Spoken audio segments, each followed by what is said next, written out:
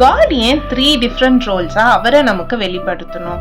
Because God is love. 1 John 4:8 அப்படிதாங்க சொல்லுது. And ட்ரினிட்டிக்கும் இதுக்கும் என்ன சம்பந்தம் சொல்றேன் கேளுங்க.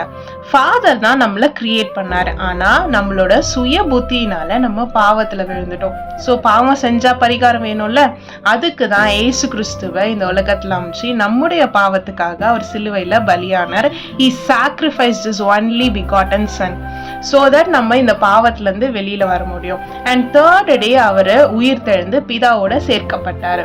அண்ட் தென் நம்ம இந்த லைஃபை லீட் பண்றதுக்கு, நம்மளை கம்ஃபர்ட் பண்றதுக்கு, சரி எது தப்பு எதுன்ற டிசிஷன் எடுக்கிறதுக்கு, கடவுள் நமக்காக வச்சிருக்கிற வழியில நம்மளை நடத்துக்கிறதுக்கு ஹோலி ஸ்பிரிட்டா நம்மளோட இருதயத்துல நம்ம கூடயே இருக்கிறாரு. ஸோ ஒரே காட் தாங்க 3 டிஃப்ரெண்ட் ரோல்ஸ். பிதா, குமாரன், பரிசுத்த ஆவி.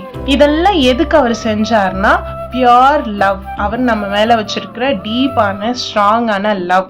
அவர் எப்படி நம்ம மேல வச்சிருக்காரோ நம்மளும் அவர்கிட்ட அந்த லவ்வை காட்டணும். இது ஒண்ணு தாங்க காட் நம்ம கிட்ட எதிர்பார்க்கறது, வேற எதுவுமே இல்லை.